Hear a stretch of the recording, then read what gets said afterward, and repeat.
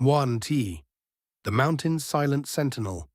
Picture, if you will, a single monastery perched on a mountainside, its ancient stones catching the first golden light of dawn as mist rises from the valley below.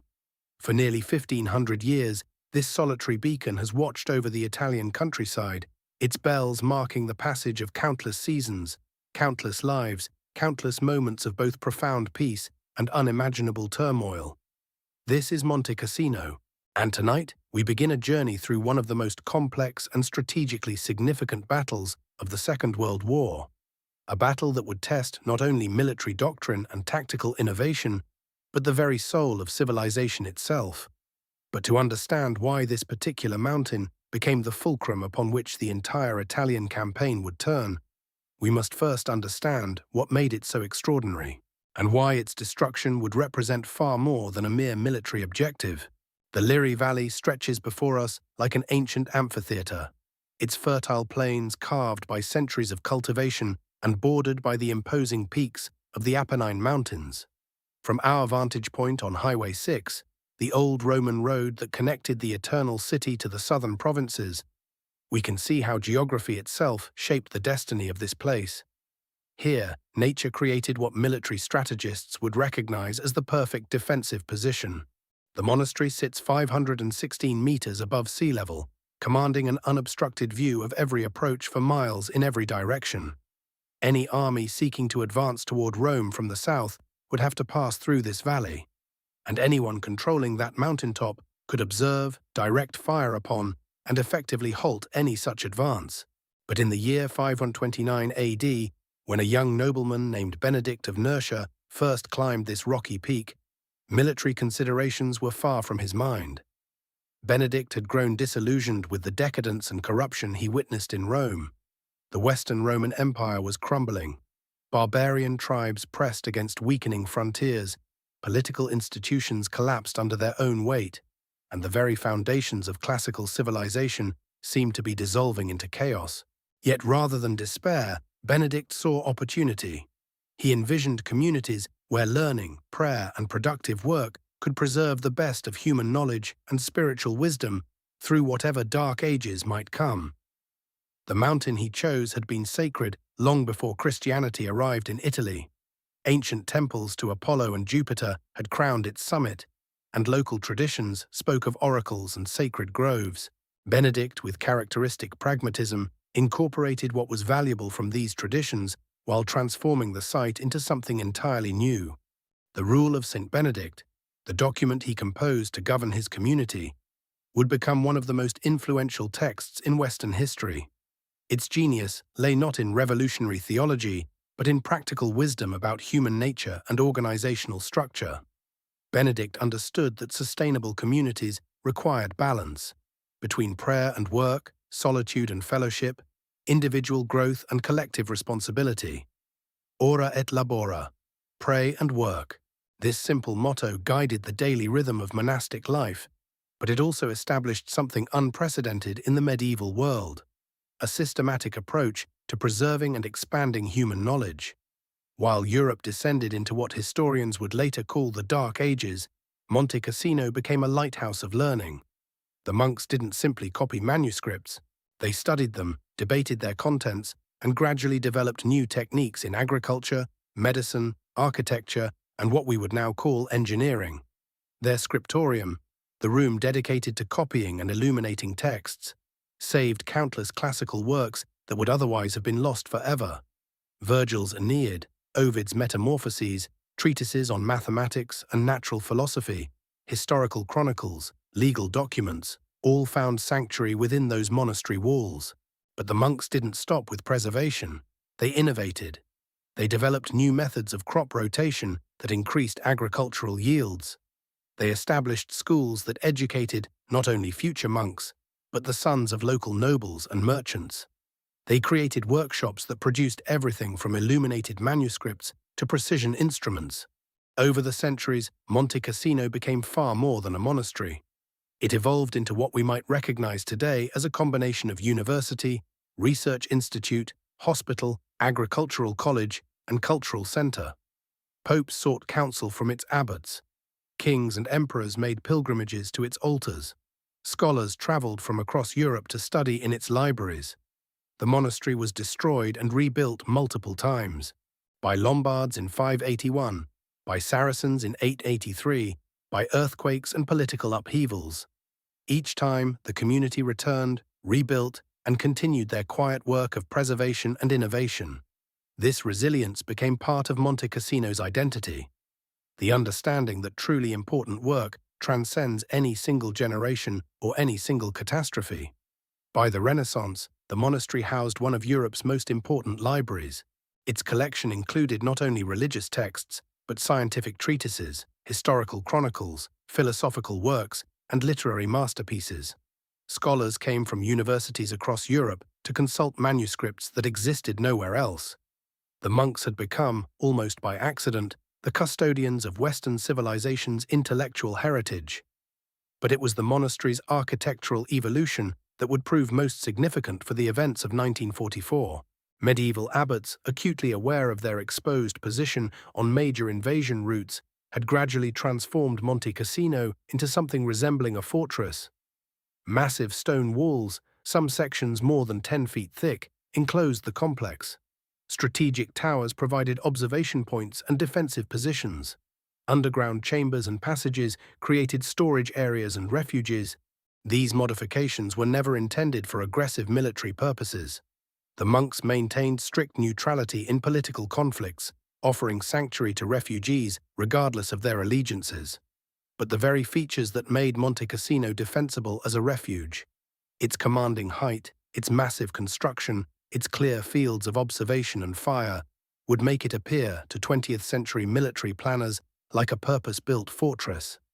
The irony was profound. A community dedicated to peace, learning, and spiritual contemplation had, through centuries of practical adaptation to a dangerous world, created what would appear to military strategists as the perfect strongpoint for controlling central Italy. As the 19th century progressed and Italy unified under the House of Savoy, Monte Cassino adapted once again. The monastery became a symbol of Italian cultural continuity, a living link between the ancient Roman world and the modern nation.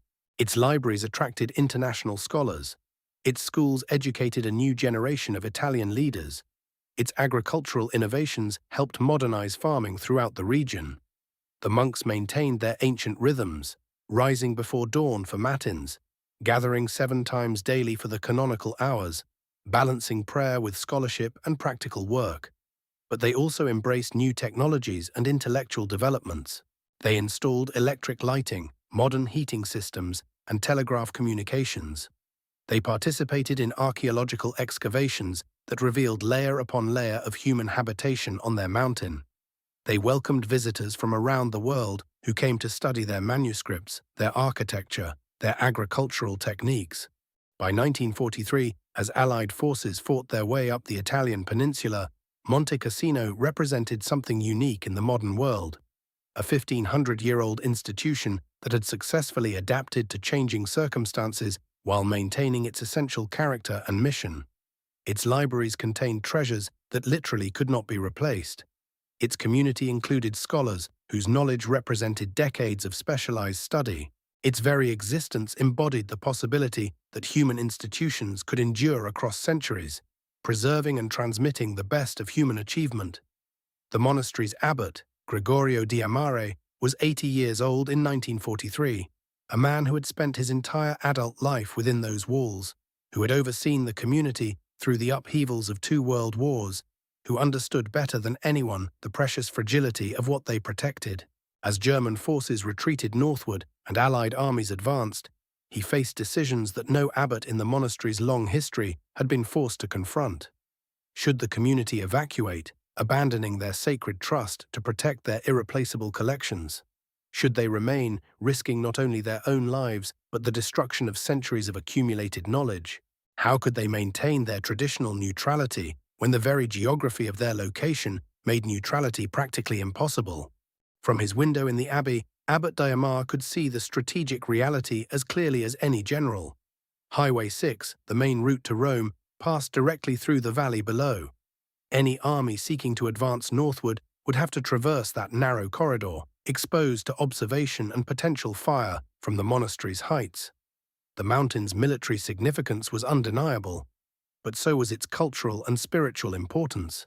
As 1943 drew to a close, the monks of Monte Cassino continued their ancient routines, even as the sounds of distant artillery grew steadily closer. They knew that their mountain would soon become a battlefield. They could not know that the decisions made in the coming months would transform their sanctuary into one of the most controversial and strategically significant locations of the entire war. The stage was set for a confrontation that would test not only military doctrine and tactical innovation, but fundamental questions about the relationship between military necessity and cultural preservation, between strategic objectives and moral imperatives, between the demands of war and the values of civilization itself. Tomorrow's dawn would bring new challenges to this ancient mountain, challenges that would ultimately force both sides to confront the true cost of victory. Yaqui, a sanctuary of knowledge. The first light of dawn had always brought with it the gentle sound of bells, calling the brothers of Monte Cassino to their ancient rhythm of prayer and contemplation. But within these walls another sacred duty awaited, one that had persevered through centuries of upheaval and change. In the heart of the monastery, beyond the main chapel and through corridors worn smooth by 1,500 years of footsteps, lay the scriptorium, the beating heart of Monte Cassino's intellectual mission. Here, in rooms designed to capture the perfect balance of natural light and protection from the elements, generations of monks had dedicated their lives to a task both humble and profound: the preservation of human knowledge itself. Brother Tommaso adjusted his position at the long wooden desk, his weathered hands steady despite his 73 years. Before him lay a manuscript of Augustine's Confessions, its pages yellowed with age, some sections barely legible where time and moisture had taken their toll.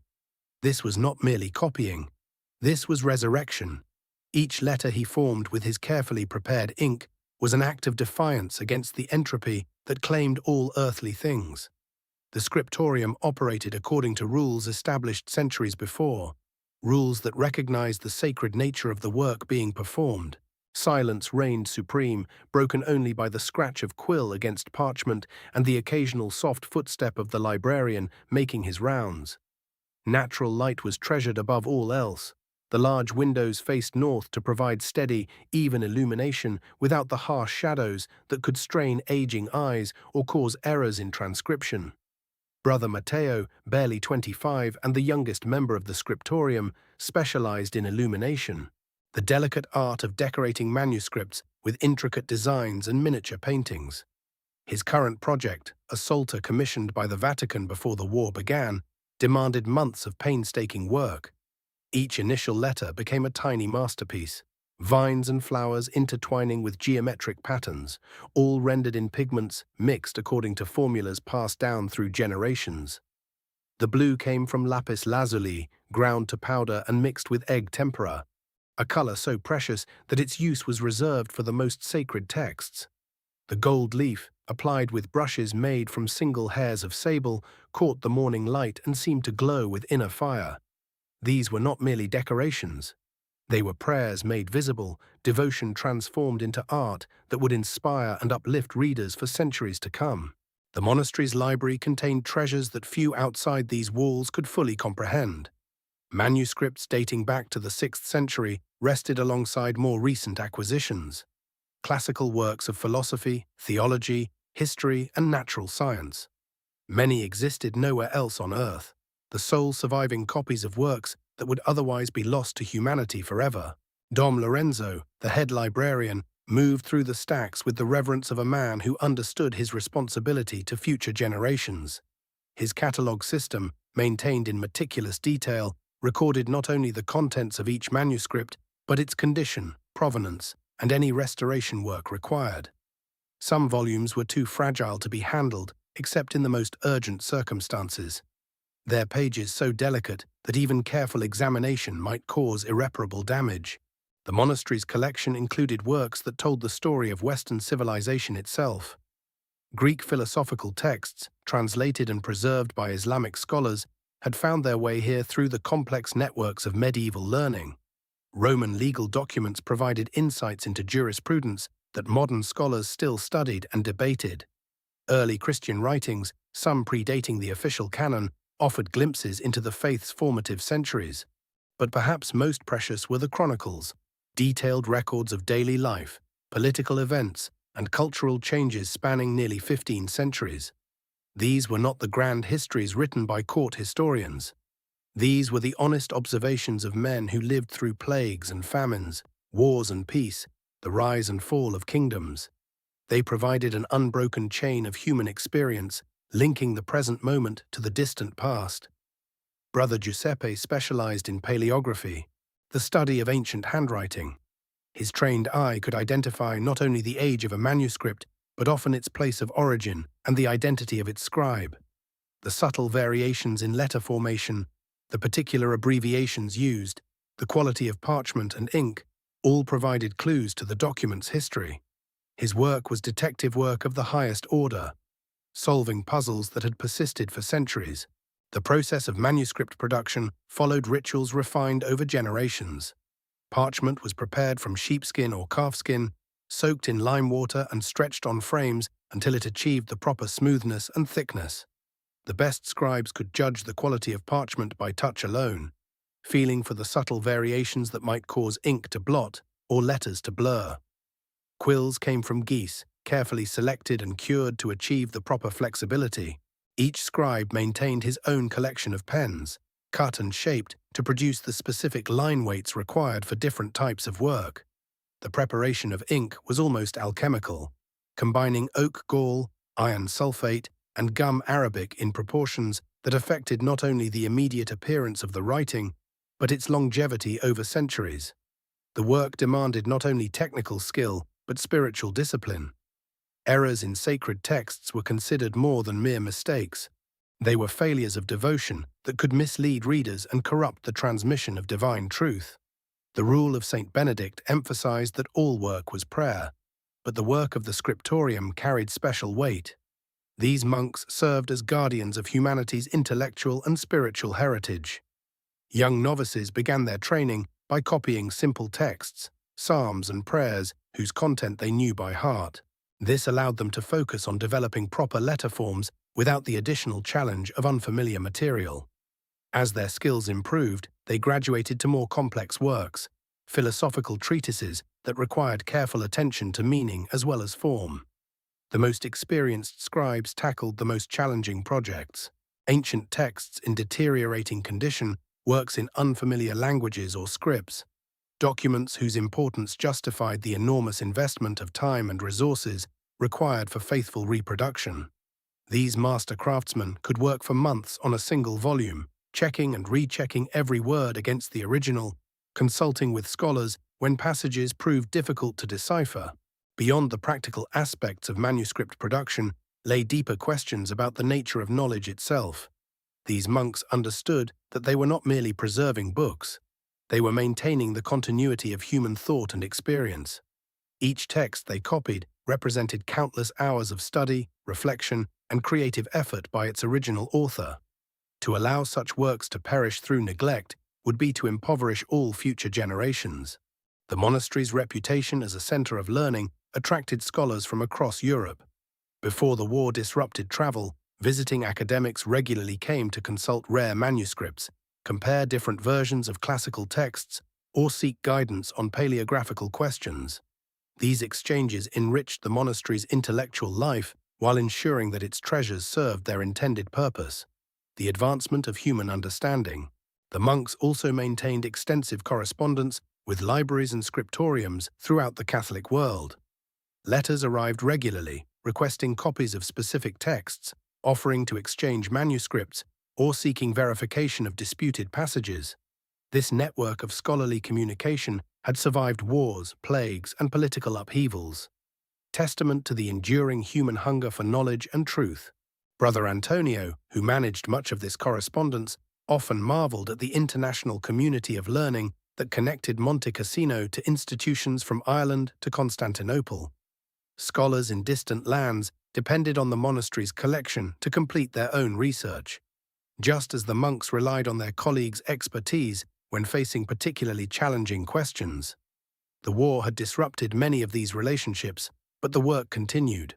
If anything, the approaching conflict had intensified the monks' sense of urgency about their mission. They understood that warfare had always been the enemy of learning, that libraries burned and manuscripts scattered when armies clashed. Their duty to preserve and protect had never been more critical. As winter deepened around Monte Cassino, the scriptorium took on an even more profound significance. The outside world might be consumed with strategies and battle plans, but within these quiet rooms, the patient work of civilization continued. Each page completed, each manuscript restored, each precious text preserved for posterity represented a victory over the forces of chaos and destruction. The monks worked with the knowledge that their efforts might soon face the ultimate test, that the sanctuary they had maintained for 15 centuries might not survive the approaching storm. But this possibility only strengthened their resolve. If Monte Cassino was to face its greatest trial, it would do so having fulfilled its sacred mission, having served as a beacon of learning and preservation in humanity's darkest hours. The bells that had called them to prayer that morning would continue to mark the hours, as they had for countless generations before, as they would, God willing, for generations yet to come. And in the scriptorium, the ancient work would continue. Patient, methodical, essential, keeping alive the flame of human knowledge in a world increasingly consumed by the darkness of war. Najam, echoes of faith. The rhythm of monastic life at Monte Cassino followed patterns established across 15 centuries, patterns as enduring as the mountain stone itself. Before dawn broke over the Liri Valley, the first bell would sound, calling the community to matins in the darkness before sunrise. Brother Martino, the abbey's eldest monk, would rise from his narrow cot and make his way through corridors that had echoed with such footsteps since the time of Charlemagne. The rule of Saint Benedict governed every aspect of their existence, a careful balance of prayer, work, and study that had proven its wisdom across the ages. Ora et labora, pray and work, the ancient motto that shaped each day from the first prayers in darkness to the final compline before sleep. These men had chosen a life of deliberate simplicity, finding in routine and devotion a profound freedom from the chaos of the world beyond their walls. Abbot Gregorio di Amare moved among his community with the quiet authority of a man who understood both the weight of tradition and the demands of an uncertain present. At 79, he had guided Monte Cassino for over 3 decades, watching empires rise and fall while maintaining the monastery's sacred mission. His weathered hands bore the calluses of manual labor, for even the abbot followed Benedict's rule that all must work. Yet those same hands could trace the delicate illuminations of medieval manuscripts with the reverence of a scholar who understood their irreplaceable value. The morning prayers in the basilica carried special weight in these troubled times. As the community gathered in their choir stalls, the same wooden seats worn smooth by generations of monks, their voices rose in the ancient chants that had sustained their predecessors through barbarian invasions, plague, and earthquake. The Gregorian melodies seemed to draw strength from the very stones, each note a prayer for peace, each harmony a testament to faith that transcended the temporal concerns pressing ever closer to their mountain sanctuary. Brother Giuseppe, the monastery's treasurer, found himself increasingly preoccupied with matters far removed from spiritual contemplation. Reports filtered up from the valley, refugees speaking of advancing armies, of cities bombed, of ancient churches reduced to rubble.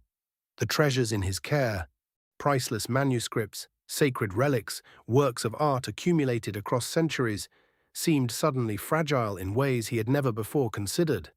The scriptorium continued its work, but conversations now carried undertones of urgency.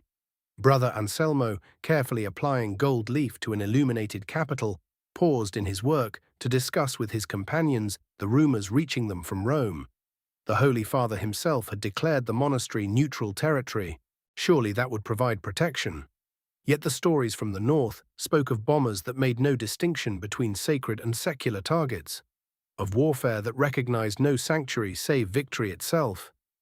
Abbot Diamar called his senior monks to council more frequently now, meetings that stretched long into the evening hours after Vespers. The responsibility weighed heavily upon him, not merely for the lives of his community, but for the irreplaceable heritage in their keeping. Manuscripts that existed nowhere else on Earth, the only surviving copies of classical works, medieval chronicles, philosophical treatises that represented the accumulated wisdom of Western civilization. The decision to begin moving the most precious items to safety came gradually, not as a single moment of crisis, but as the inevitable conclusion of careful deliberation. Working in the pre-dawn hours, select brothers began the delicate process of preparing manuscripts for transport. Each codex was examined, catalogued, wrapped in protective materials with the same meticulous care their predecessors had shown in creating them centuries before. Brother Tommaso, keeper of the archives, worked with tears streaming down his weathered cheeks as he prepared a 9th-century psalter for removal. This manuscript had survived the Saracen raids, had been hidden during the Norman conquests, had weathered the upheavals of the Renaissance and the Napoleonic Wars. That it should now face its greatest peril seemed a cosmic injustice. Yet he wrapped it with steady hands, whispering prayers for its preservation. The monastery's relationship with the surrounding countryside had always been one of mutual support and protection. Local farmers brought their produce to market in the abbey's courtyard. Their children learned letters from the monks. Their sick found healing in the monastery's infirmary. Now these same families began arriving as refugees, seeking shelter within walls they had always viewed as inviolable. Abbot Diamare opened the monastery's doors without hesitation, though each new arrival brought fresh stories of the advancing conflict. Families from Casino Town below, farmers from the contested valleys, even soldiers separated from their units, all found welcome within the ancient sanctuary. The monastery's stores, carefully accumulated for the community's needs, were shared freely with those who had lost everything. The sight of children playing in courtyards designed for contemplation brought both joy and sorrow to the monastic community. Their laughter echoed off stones that had known primarily the measured cadence of chanted prayer. Yet their presence served as a reminder of why the monastery's mission mattered. These were the future guardians of civilization, the ones for whom the ancient texts were being preserved. As autumn deepened into winter, the reality of their situation became increasingly clear. The front lines of a global conflict were moving inexorably toward their mountain sanctuary. Military units from various armies had been spotted in the surrounding hills, some seeking to use the monastery's commanding position, others viewing it as a potential threat to their operations. The bells continued to mark the canonical hours, their bronze voices carrying across valleys now scarred by war. But their sound took on new meaning, no longer simply calling the faithful to prayer, but serving as a beacon of hope for all who heard them. In a world increasingly dominated by the machinery of destruction, the ancient rhythms of monastic life offered proof that some things endured beyond the reach of human conflict. Brother Martino, now in his 82nd year, maintained his vigil in the scriptorium, even as younger monks prepared for possible evacuation. His gnarled fingers continued their patient work, copying texts that might otherwise be lost forever. When asked about his dedication in such uncertain times, he smiled with the serenity of a man whose perspective transcended immediate concerns. "The work continues," he said simply, "as it always has, as it always must. Wars pass, empires crumble, but the word endures. That is our calling, our sacred trust. Whether tomorrow finds us here or scattered to the winds, the work continues." The community prepared for whatever trials lay ahead, knowing that their 15 centuries of continuous presence on this mountain had weathered every storm history could devise. Yet they also understood that the approaching conflict represented challenges unlike any their predecessors had faced. Modern warfare recognized no sanctuary, showed no mercy to the irreplaceable treasures of human heritage. As December approached, the monastery stood poised between its eternal mission and an uncertain future, its bells still marking the hours, its prayers still rising to heaven, its treasures still protected by men whose faith transcended fear. Shadows of war, but faith alone, could not stop the machinery of modern war from grinding inexorably southward through the Italian peninsula.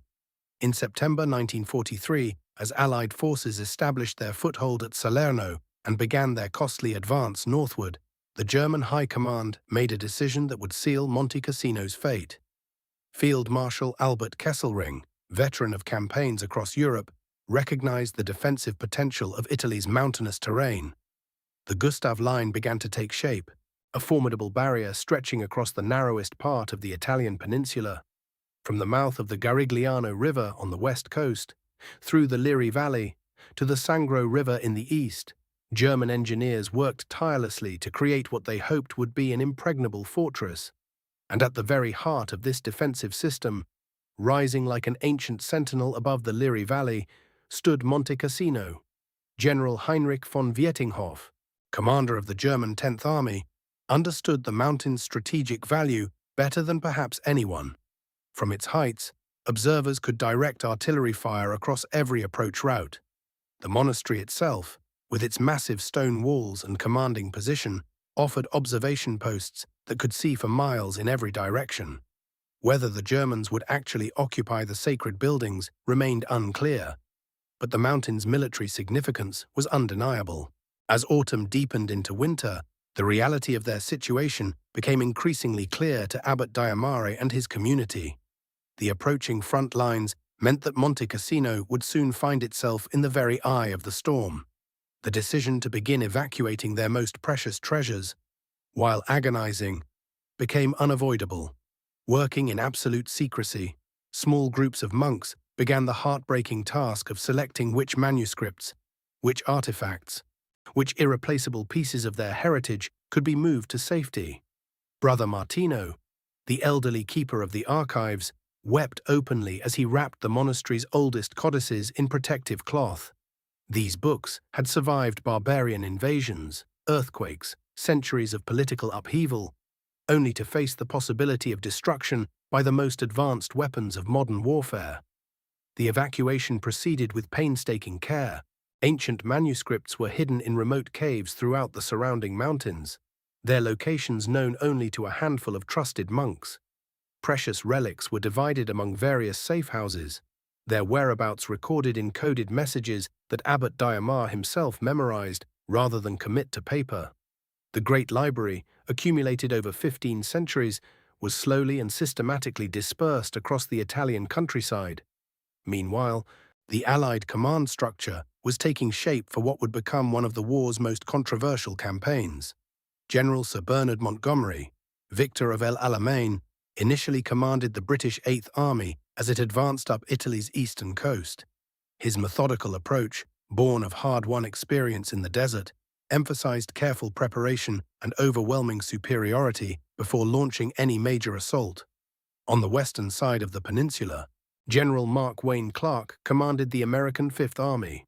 Clark, ambitious and politically astute, understood that his reputation would be made or broken in the mountains of central Italy. The pressure to capture Rome, to achieve a decisive breakthrough, weighed heavily on his strategic calculations. Unlike Montgomery's cautious approach, Clark favored bold strokes and rapid advances, even when the odds seemed unfavorable. As winter settled over the Italian mountains, both commanders found their forces grinding to a halt against the Gustav Line's formidable defenses. The Germans had chosen their positions well. Every river crossing, every mountain pass, every potential avenue of advance was covered by interlocking fields of fire.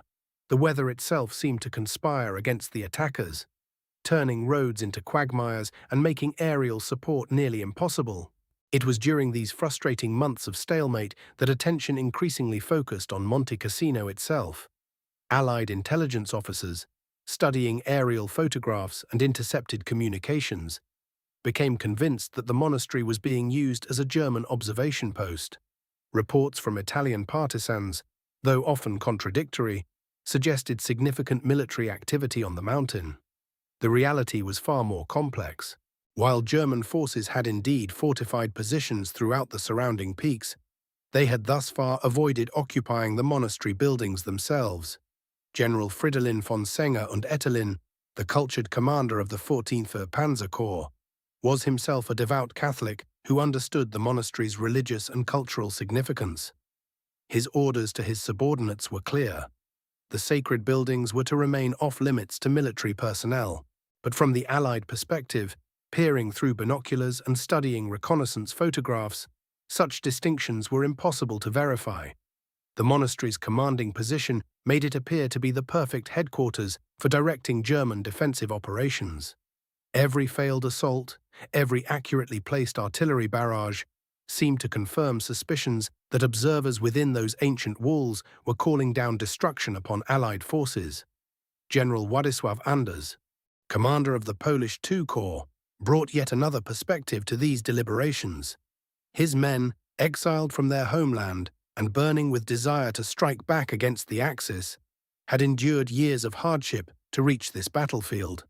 For Anders and his Polish soldiers, Monte Cassino represented more than just another military objective. It was a chance to prove their worth, to demonstrate that Poland would play a decisive role in liberating Europe from fascist occupation.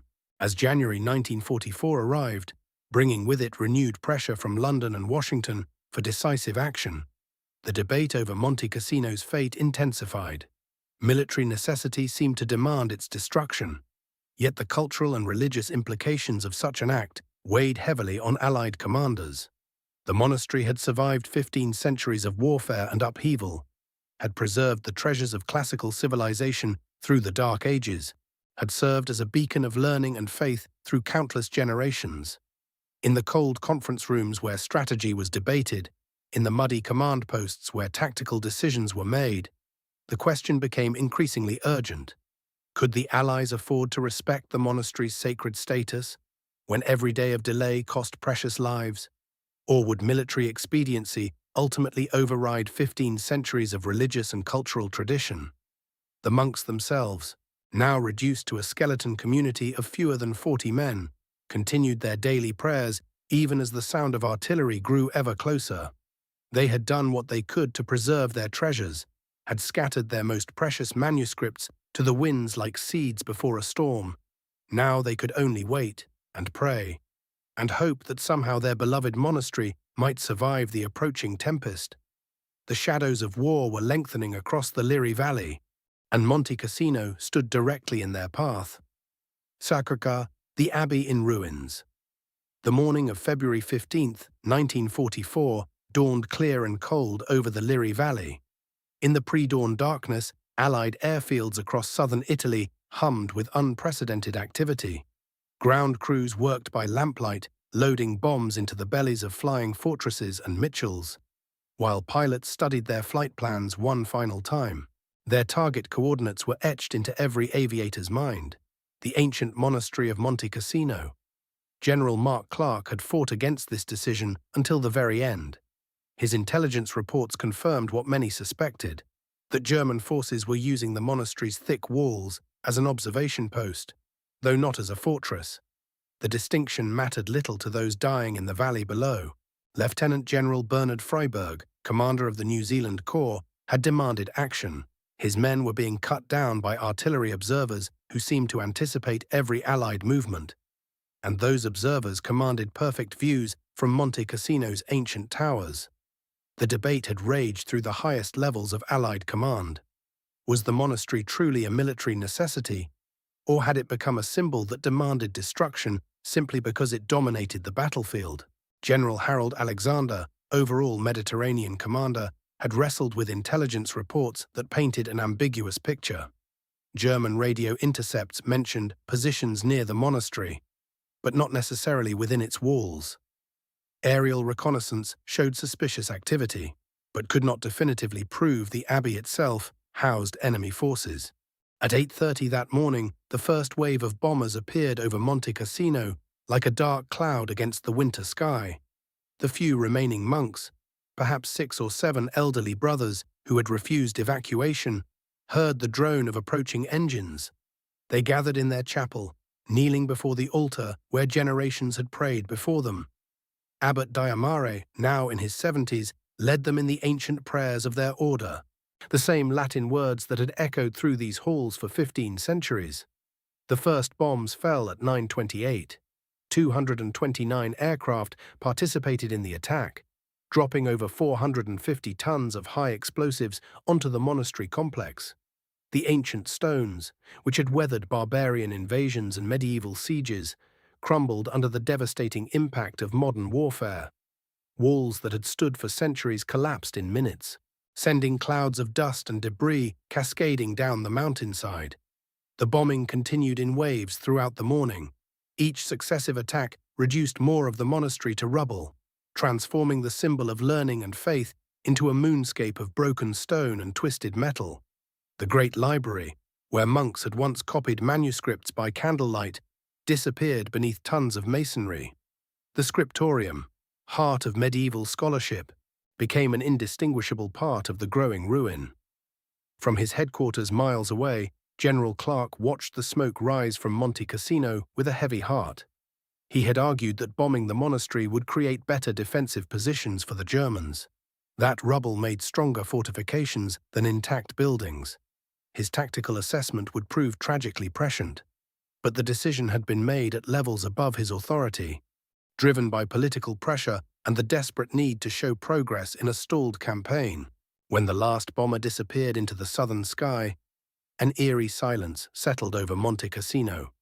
The mountain that had echoed with Gregorian chant for 1,500 years now stood mute, its ancient voice silenced by the machinery of war. Dust hung in the air like incense. But this was not the sweet smoke of prayer. This was the bitter residue of destruction, the physical manifestation of civilization's failure to protect its own treasures. The immediate aftermath revealed the bombing's tragic irony. Among the monastery's ruins, rescue teams found the bodies of Italian civilians, refugees who had sought sanctuary within the abbey's walls. These were not German soldiers, but families fleeing the very war that had now consumed their shelter. The monastery that had protected pilgrims and scholars for centuries had become a tomb for innocents, their final resting place among the scattered stones of St. Benedict's legacy. German forces, initially positioned outside the monastery complex, now moved into the ruins with grim efficiency. The bombing had eliminated any moral constraint against occupying the sacred site. What had been a place of prayer became a fortress of war. Its broken walls and collapsed chambers transformed into machine gun nests and observation points. The Allied attack had achieved the opposite of its intended effect, creating the very military stronghold it had sought to eliminate. Paratroopers of the German 1st Parachute Division established positions among the ruins with professional skill. These elite troops, veterans of Crete and Russia, recognized the tactical advantage the bombing had provided them. The monastery's destruction had created interlocking fields of fire, natural bunkers formed from fallen masonry, and clear sightlines across the entire valley below. What nature and medieval architects had built for contemplation, modern warfare had reshaped for killing. In the valleys surrounding Monte Cassino, Allied soldiers looked up at the smoking ruins with mixed emotions. Some felt satisfaction that a suspected enemy stronghold had been eliminated. Others, particularly those with knowledge of history and culture, experienced a profound sense of loss. They understood that something irreplaceable had vanished from the world, that the war had claimed a victim whose value transcended military considerations. The controversy surrounding the bombing decision would echo through the remaining months of the Italian campaign, and far beyond. Military historians would debate whether intelligence justified the attack, whether alternative tactics might have succeeded, whether the monastery's destruction served any strategic purpose. The questions would persist because the answers revealed uncomfortable truths about the nature of total war, and the price civilization pays when survival seems to demand the destruction of its own heritage. As darkness fell over the ruins of Monte Cassino on that February evening, the mountain stood transformed. Where morning had revealed ancient walls and sacred spaces, night now concealed only broken stone and shattered dreams. The monastery that had survived the fall of Rome, the barbarian invasions, and countless medieval conflicts, had finally succumbed to the most destructive war in human history. Yet even in destruction, Monte Cassino retained its power to command attention. The ruins would become as famous as the intact monastery had ever been, a symbol not of learning and faith, but of war's terrible cost. The battle for the mountain was far from over. But the abbey itself, keeper of Western civilization's treasures for 15 centuries, had already paid the ultimate price. Battles in the valley. The monastery's destruction marked not an end, but a terrible beginning. What followed would test the limits of human endurance in a valley that became synonymous with suffering. The Liri Valley stretched below Monte Cassino like an ancient amphitheater, its fertile fields and olive groves soon to witness some of the most brutal fighting of the entire war. General Harold Alexander understood the strategic mathematics perfectly. The Gustav Line could not be bypassed. It had to be broken. Monte Cassino controlled the only practical route to Rome, and Rome represented far more than a city. It symbolized the heart of Axis resistance in Italy, the prize that would justify months of costly campaigning. But understanding the necessity and achieving it proved to be vastly different challenges. The first assault began even before the monastery's destruction in January 1944. British X-Corps under Lieutenant General Richard McCreery advanced across the Garigliano River, while the American II Corps attempted to cross the Rapido. The German defenders, veterans of the Eastern Front, had spent months preparing these positions. Every farmhouse became a fortress, every stone wall a firing position, every irrigation ditch a killing ground. The Rapido crossing became a catastrophe that haunted American forces for decades afterward. The 36th Texas National Guard Division, men who had trained together in small towns across the Lone Star State, walked into a carefully orchestrated trap. German artillery observers, positioned high on Monte Cassino's slopes, could see every movement in the valley below. They waited, with the patience of experienced hunters, until the Americans were committed to their assault boats in the icy January waters. Then the mountain erupted in fire. Mortars, pre-registered on every possible crossing point, began their deadly work. Machine gun positions, carefully concealed and mutually supporting, created interlocking fields of fire that left no safe passage. Within hours, the Rapido ran red with American blood. Of the 4,000 men who attempted the crossing, fewer than half returned. The survivors spoke in whispers of friends who simply vanished, swept away by the current or cut down by enemy fire. The second battle, launched in February after the monastery's bombing, brought different tactics but similar results. The New Zealand Corps under Lieutenant General Bernard Freyberg, believing the rubble would be easier to assault than intact walls, discovered instead that destruction had created perfect defensive terrain. German paratroopers, elite soldiers who had fought from Crete to Stalingrad, moved into the ruins like ghosts. Every pile of stones became a sniper's nest, every collapsed wall a machine gun position. The fighting in the town of Cassino below the monastery reached levels of intensity that veteran war correspondents struggled to describe. Street by street, house by house, sometimes room by room, Allied forces pushed forward against defenders who gave ground only when forced. The Continental Hotel, a modest establishment that had once hosted pilgrims, became the scene of a week-long battle. German paratroopers held the upper floors while New Zealand infantry controlled the ground level. Separated by mere feet of rubble and hatred, artillery barrages that would have leveled entire city blocks in previous wars became routine. The sound never stopped, a constant thunder that drove men to the edge of madness.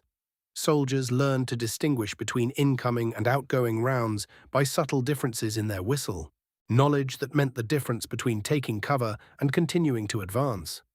Sleep became impossible, meals were eaten cold from tins, and the simple act of moving from one position to another required careful planning and considerable courage. The third assault, in March, brought Indian and New Zealand forces back to the killing grounds they had left in February. The weather had turned, transforming the valley into a sea of mud that clung to everything and made movement exhausting. Supply lines, already stretched thin, became even more precarious. Mules, those patient beasts of burden, often proved more reliable than vehicles in the treacherous terrain. Many of these animals, bred in the mountains of Morocco and trained in the hills of Algeria, died alongside the men they served, victims of artillery fire or simple exhaustion. Individual acts of courage emerged from this landscape of horror like flowers blooming in a wasteland. Company Sergeant Major Charles Hazlitt of the New Zealand Forces, already wounded twice, led 17 consecutive patrols into German positions. His quiet leadership and absolute reliability became legendary among men who had little else to believe in. When finally evacuated with wounds that would end his military service, his departure left a void that statistics could never measure. But it was the fourth battle, beginning in May 1944, that would finally break the deadlock. General Oliver Lee's plan represented a masterpiece of coordination, bringing together British, American, Canadian, French, and Polish forces in a synchronized assault across the entire Gustav Line. The key, however, lay with the Polish II Corps under General Władysław Anders. These Polish soldiers carried burdens that went far beyond military objectives. Many had been prisoners in Soviet gulags, released only when Hitler's invasion of Russia made Poland and the Soviet Union unlikely allies. They had traveled impossible distances, from the frozen camps of Siberia through Iran and Iraq to the training grounds of Palestine. Their families, those who survived, remained scattered across a dozen countries. Their homeland lay under foreign occupation, its future uncertain. For these men, Monte Cassino represented something more than a military objective. It was proof of their continued existence as a fighting force, validation of their claim to a place at the table when peace negotiations began. They understood, with the clarity that comes from losing everything, that victory here might be their nation's only hope for respect in the post-war world. The Polish assault began before dawn on May 12th, preceded by the largest artillery barrage in the Italian campaign. Over 1,600 guns, from massive railway artillery to small mountain howitzers, poured shells onto German positions for 40 minutes. The sound could be heard in Naples, 90 miles away. Then, in the sudden silence that followed, Polish infantry began their climb up Monte Cassino's slopes. The fighting was immediate and vicious. German paratroopers, reduced in number but not in determination, made every yard cost blood. Polish soldiers, singing their national anthem as they advanced, pushed forward with a desperation born of historical necessity.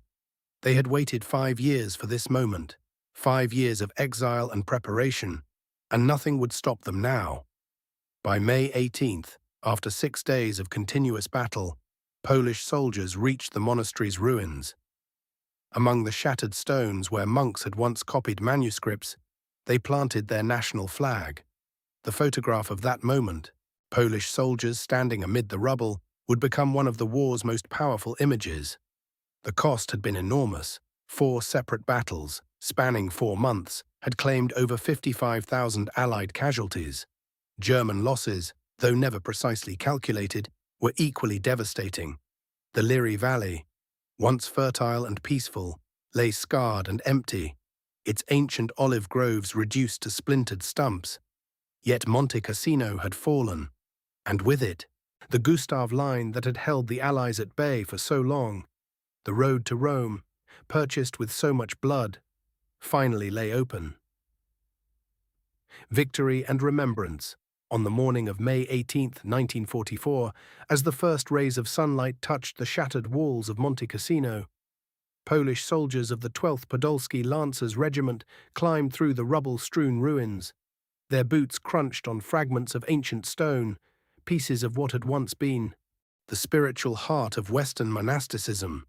Lieutenant Kazimierz Gurbiel, exhausted but determined, carried with him a simple cloth banner, not the grand regimental colors, but a makeshift flag sewn by Polish women in exile, women who had fled their homeland, just as these soldiers had. As he reached the highest point of the monastery ruins, where the great bell tower had once stood, he planted this humble symbol in the broken stones. The silence that followed was profound. After months of artillery thunder, machine gun chatter, and the screams of wounded men, the mountain fell quiet. The Polish soldiers, many weeping openly, stood among the devastation they had fought so hard to reach. For them, this moment carried meaning far beyond military victory. These men of the Polish II Corps had lost everything. Their country, occupied and divided, their families, scattered or dead, their homes, nothing but memory. Yet here, on this Italian mountainside, they had proven something essential about the human spirit. That exile does not mean defeat. That displacement does not diminish courage. That a nation can survive even when its borders disappear from maps. Captain Józef Oscar Michalski, walking through the monastery's shattered cloisters, discovered something that made him pause. Scattered among the rubble, pages from ancient manuscripts, fragments of illuminated texts, their gold leaf still catching the morning light. He gathered them carefully, these remnants of 15 centuries of learning, understanding somehow that preservation, like liberation, required gentle hands. In the valley below, the work of accounting began. The mathematics of warfare, always written in sorrow. The Polish II Corps alone had lost over 900 men in their final assault. The 12th Podolski Lancers, who planted that first flag, had suffered 60% casualties. Companies that had begun the battle with 120 men now counted their survivors in dozens. But the Polish losses, devastating as they were, represented only the final chapter of this mountains tragedy. The American 36th Infantry Division shattered in the first battle. The French Expeditionary Corps bled white in the second. The New Zealand Corps broken against the monastery's walls in the third. Each assault had added names to a growing roll of honor, a ledger written in blood and tears. The German defenders, too, had paid their price. The 1st Parachute Division, elite soldiers who had held these heights for months, left behind their own dead in the mountains' caves and bunkers. Young men from Bavaria and Prussia, who would never see their homeland again. War, in its terrible arithmetic, counts no nationality when measuring loss. In the town of Cassino, what remained of it, Italian civilians emerged from cellars and caves where they had sheltered for months. Maria Benedetti, now an elderly woman, had lived through the entire siege. Her house destroyed in the first bombardment. Her son killed by shrapnel in February. Yet she had survived, sustained by the same stubborn hope that had kept the monastery's mission alive for 15 centuries. She walked slowly through streets she no longer recognized. The pharmacy where she had worked vanished. The church where she had married reduced to foundation stones. The school where her children had learned to read, nothing but a crater filled with rainwater. Yet she walked, because walking forward, even through devastation, is what the living must do. The work of recovery began immediately. Graves registration units, with their careful documentation and reverent handling of the dead, moved through the battlefield. Each body, friend or foe, received the same dignified treatment. Dog tags were collected, personal effects catalogued, letters home carefully preserved for families who would never see their sons again. Sergeant Robert Morrison, of the American Graves Registration Service, had performed this duty across North Africa and Sicily. But Monte Cassino, he would later write to his wife, was different. The sheer concentration of loss, the way death had accumulated in this single valley, made each recovery feel like a sacred act. The monastery's ruins themselves became a kind of monument. Abbot Diamare, who had fled months earlier with his community, returned to find his life's work transformed. The scriptorium where monks had copied manuscripts for generations, open to the sky. The library where Aquinas had studied, filled with rubble. The altar where thousands had found comfort, split by artillery shells. Yet even in destruction, continuity persisted. Among the ruins, he found the monastery's ancient cornerstone, laid by St. Benedict himself in 529. Cracked but unbroken, it seemed to promise that what had been built once could be built again. That human devotion, whether to God or country or simple decency, could survive even the worst that war could inflict. The Polish soldiers, before leaving their hard-won mountain, held a simple ceremony. No grand speeches, no martial music. Just a moment of silence, for their own dead, for their German opponents, for the Italian civilians caught between armies, and for the monks whose peaceful mission had been shattered by forces beyond their control. As they descended Monte Cassino's slopes for the final time, these Polish warriors carried with them more than military victory. They bore the knowledge that courage, properly understood, is not the absence of fear, but the willingness to act despite it. That honor, in war's aftermath, lies not in conquest, but in remembrance. The mountain, scarred but enduring, watched them go, its ancient stones holding secrets that would outlast all the armies that had fought upon its heights. A new dawn, and so, as the seasons turned, and the immediate wounds of war began their slow healing, something remarkable began to emerge from the devastation atop Monte Cassino. The ancient stones, scattered and blackened, seemed to whisper of renewal rather than defeat. For in the months following that final battle, as the armies moved north toward Rome and beyond, the mountain itself began to teach its most profound lesson. The first to return were not builders or architects, but pilgrims, simple people from the surrounding valleys, carrying small offerings of wildflowers and worn prayer books, climbing the winding path that had been carved by 15 centuries of faithful feet. They came not to see ruins, but to remember what had been, and to believe in what might be again. Their presence, quiet and persistent, reminded the world that some things transcend the temporary madness of warfare. Among these early visitors walked an elderly monk named Dom Eusebio, one of the few who had survived the evacuation to Rome. His hands, weathered by decades of copying manuscripts, trembled not from age alone, but from the profound emotion of standing once more where his brothers had prayed for so many generations. The scriptorium was gone, the library reduced to ash and rubble, yet he knelt among the stones and began to recite the ancient prayers, his voice carrying across the mountain as it had in times of peace. The decision to rebuild came not from governments or military commanders, but from something deeper, a recognition that certain places hold meanings too precious to abandon to history's violence. Pope Pius V, understanding that Monte Cassino represented more than Catholic heritage, declared that the monastery would rise again, exactly as it had been, stone by stone, prayer by prayer. The reconstruction would become an act of faith, not merely in God, but in humanity's capacity to choose creation over destruction. Italian stonemasons, many of whom had learned their craft from fathers and grandfathers who had worked on the monastery's earlier renovations, arrived with tools and techniques passed down through generations. They studied old photographs with the intensity of scholars, measuring shadows to determine the precise angles of vanished walls, consulting architectural drawings that had survived in distant archives. Each stone they placed carried the weight of memory. Each arch they raised defied the logic of despair. As the walls slowly rose, something unexpected happened. Veterans began to arrive, not as conquerors or conquered, but as men seeking to understand what they had witnessed.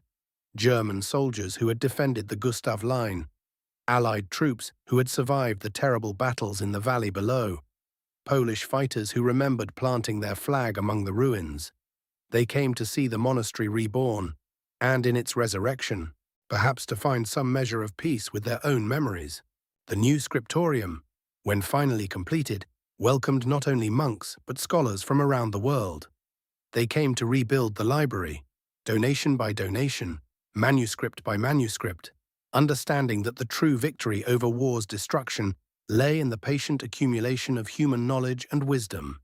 Ancient texts, carefully copied in universities across Europe, found their way back to Monte Cassino, as if drawn by some invisible force to their proper home. Young novices arrived, men born during the war years, who had grown up hearing stories of the monastery's destruction and rebirth. They brought with them not bitterness about the past, but curiosity about the future, ready to continue the work that Saint Benedict had begun 14 centuries earlier. Their voices, raised in evening prayers, echoed across the same valleys where artillery had once thundered, transforming the mountain's acoustic memory from one of violence to one of hope. The rebuilt Monte Cassino became something unprecedented, a place where former enemies could meet in contemplation rather than conflict. The monastery's guest quarters welcomed visitors from every nation that had fought for its heights, creating conversations that would have been impossible in the immediate aftermath of battle. These encounters, quiet and often wordless, demonstrated that even the deepest wounds of war could heal when approached with patience and genuine desire for understanding. Today, The mountain stands as Saint Benedict envisioned it, a beacon of learning and spiritual reflection rising above the ordinary concerns of the world below. The stones themselves, though new, seem to carry the accumulated wisdom of all who have prayed within these walls, all who have sought here the peace that surpasses human understanding. Visitors often remark on the profound silence that fills the rebuilt cloisters, a silence that speaks more eloquently than any monument to war's futility and peace's precious value. And so Monte Cassino endures, its story woven into the larger tapestry of human experience, reminding us that what we choose to rebuild reveals more about our character than what we allow to remain destroyed, that the patient work of preservation and renewal, carried out by countless hands across countless generations, creates a legacy more lasting than any military victory, and that sometimes, in the quiet spaces between one age and the next, we discover that hope itself, like the ancient stones of this holy mountain, possesses a strength that no earthly power can ultimately overcome, echoing across the centuries in the gentle rhythm of prayers offered, manuscripts copied, and lives dedicated to the simple, eternal, transformative belief that light, inevitably, overcomes darkness.